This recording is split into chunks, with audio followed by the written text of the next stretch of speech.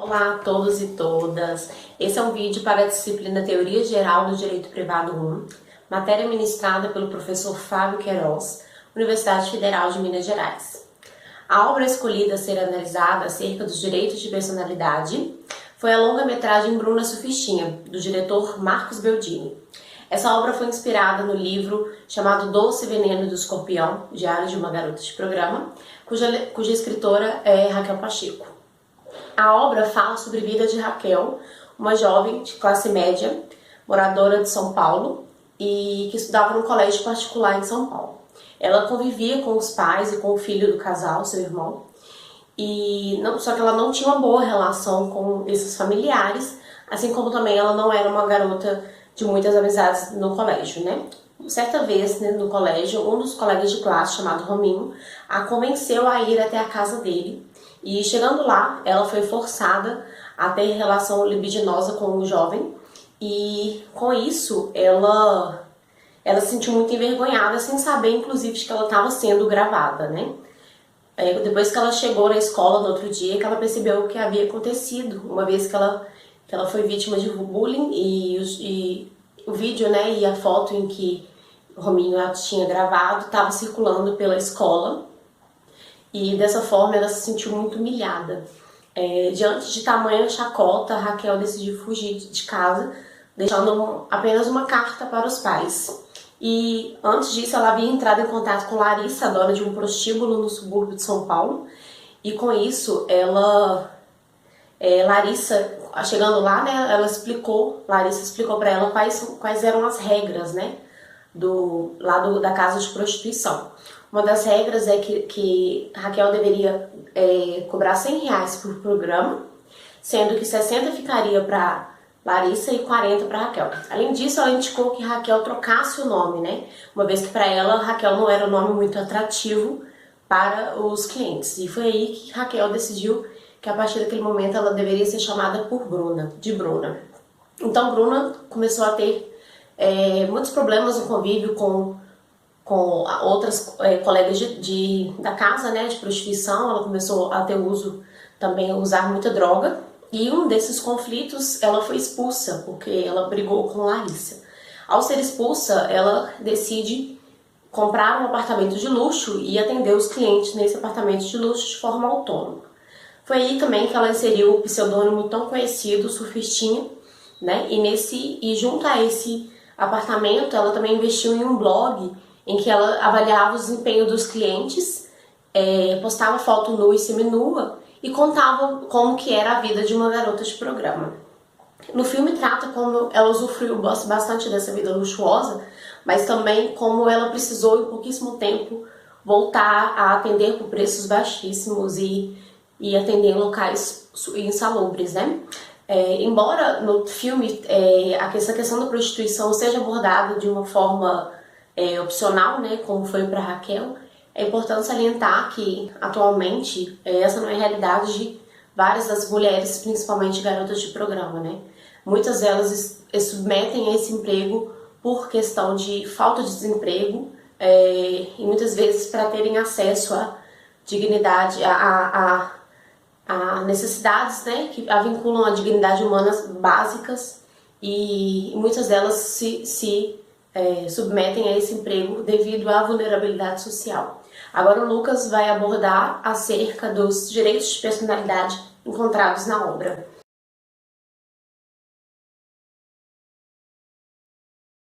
Obrigado, Ana Paula, pela explicação. E agora a gente vai poder entrar mais na questão dos direitos da personalidade no que tange o filme que a gente está analisando. Assim que a gente olha o título do filme, a gente se depara com a importância que o direito ao nome tem nessa obra. Bruna Surfistinha, como a gente pôde ver no resumo, é o pseudônimo de Raquel.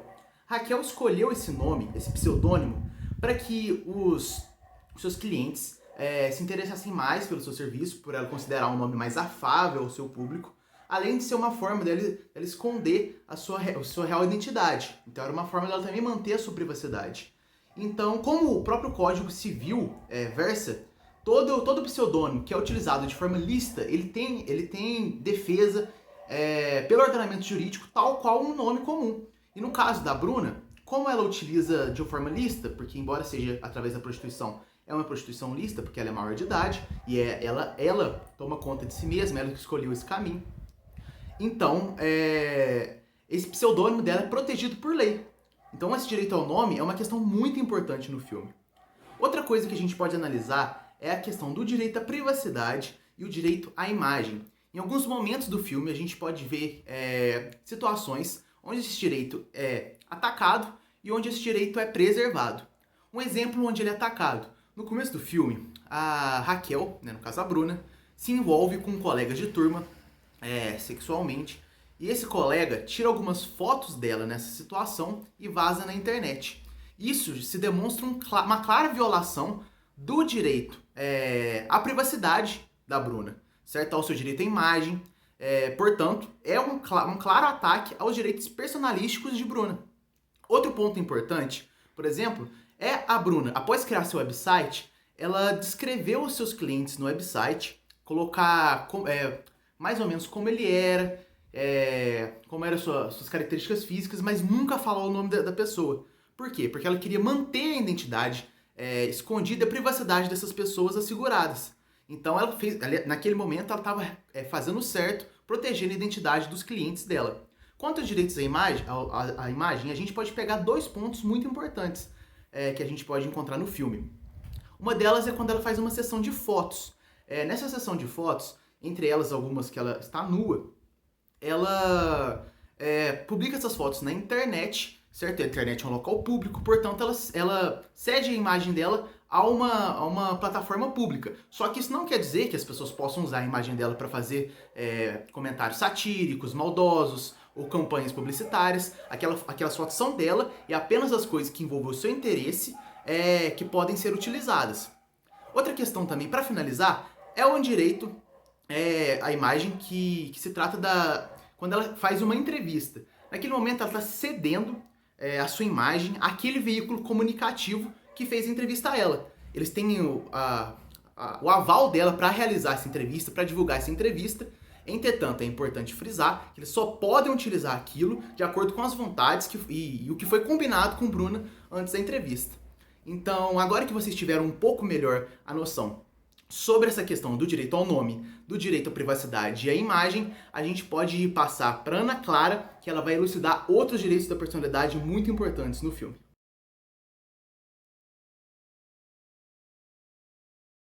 Oi, gente, dando continuidade à fala do Lucas sobre os direitos de personalidade, eu vou falar sobre o direito ao próprio corpo agora.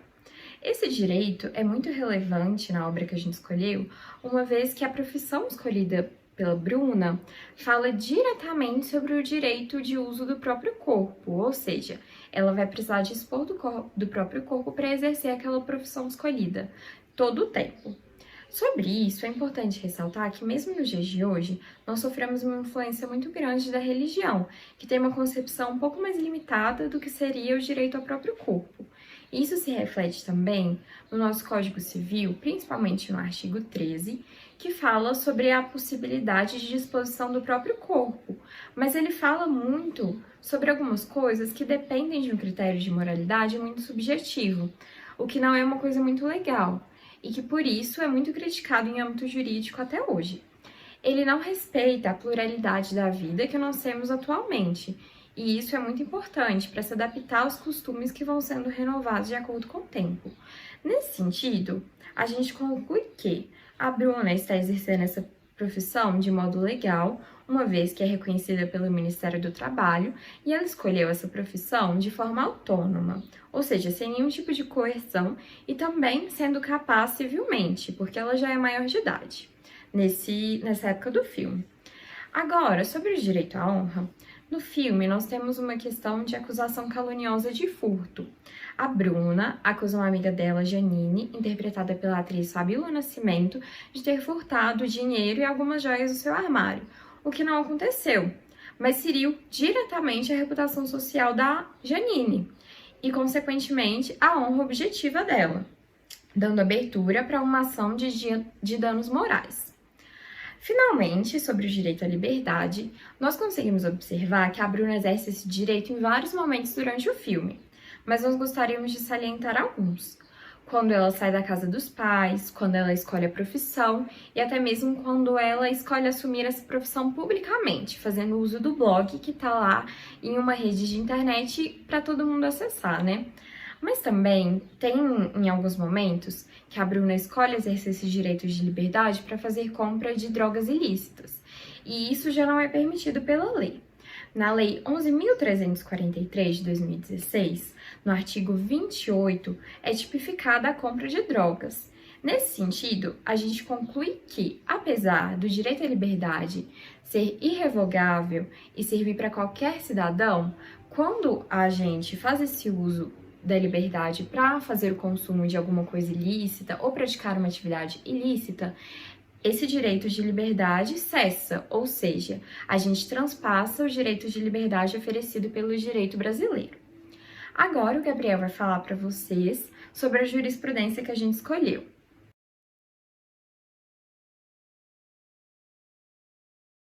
Agora nós vamos fazer a análise da decisão judicial, que de certa forma também envolve questões relacionadas ao corpo, mas uma exposição contra a vontade da vítima em um contexto de pornografia e de vingança. Um ex-namorado postou fotos da vítima após o término do relacionamento, dela em poses sensuais, porém sem mostrar o rosto dela e ela usando biquíni. O Facebook, pela sua própria plataforma, se recusou a apagar essas fotos. Então a vítima ajuizou uma ação pedindo uma indenização por danos morais, por lesão aos seus direitos de personalidade, e que aquelas fotos fossem apagadas. Em primeira instância, esse pedido foi concedido, mas o Tribunal de Justiça de São Paulo reformou essa decisão, falando que não houve descumprimento de decisão judicial, então o Facebook não poderia ser responsabilizado na esfera civil, e como não mostrava o rosto, não haveria uma identificação clara e precisa da vítima e que, portanto, não haveria lesão aos direitos de personalidade. Através de um recurso especial no STJ, aquela decisão inicial foi traga de volta. E para a gente foi uma decisão completamente acertada e que pode ser analisada por dois aspectos. Primeiro, se haveria ou não responsabilidade civil do Facebook, porque não houve descumprimento de decisão judicial. Nesse caso, se aplicasse o Marco Civil da Internet, realmente ele diz que só há responsabilidade civil da plataforma digital se há descumprimento de decisão judicial. Mas o fato ocorreu antes da vigência do Marco Civil. Então foi aplicada a jurisprudência anterior do STJ, que há responsabilidade com qualquer tipo de recusa a partir do momento que essa plataforma digital toma conta do fato. E ainda que a gente entende que ainda que fosse aplicado o Marco Civil, haveria essa responsabilização civil, porque o artigo 21 ele traz uma exceção a esse artigo 19, ao passo que ele fala em casos de imagens íntimas, imagens de nudez, a obrigação de apagar imediata. A outra questão a ser analisada é mais polêmica, se de fato não haveria lesão aos direitos de personalidade simplesmente por não mostrar o rosto. A gente sabe que, como foi postado na página do ex-namorado, não importa se algum terceiro não pudesse identificar a vítima, ela própria sabe que a sua intimidade, a sua honra, a sua imagem foi lesada. E isso basta, a sua honra subjetiva foi lesada. E ainda a imagem ela não se trata apenas do rosto, a imagem pode estar relacionada também a todo o corpo da pessoa, e não só a imagem de retrato, que a defesa tentou alegar que estava relacionada só ao rosto. Existe também a imagem de atributo. Então a vítima se sentiu lesada de qualquer forma, e como foi postado na página do ex-namorado, vários ali sabiam que se tratava daquela vítima. Então ela teve sim sua honra, sua intimidade, sua imagem lesadas com essas imagens postadas sem autorização. Então assim, a decisão foi acertada, né? Além de juridicamente ser mais correta em termos de direito de personalidade, ela ajuda a não reafirmar, né, essa violência de gênero que existe, e dessa forma, juntando a lesão com o filme, a gente mostra que os direitos de personalidade estão sempre aí no nosso cotidiano e devem ser sempre protegidos. Então a gente encerra aqui, espero que vocês tenham gostado da nossa análise e um abraço a todos.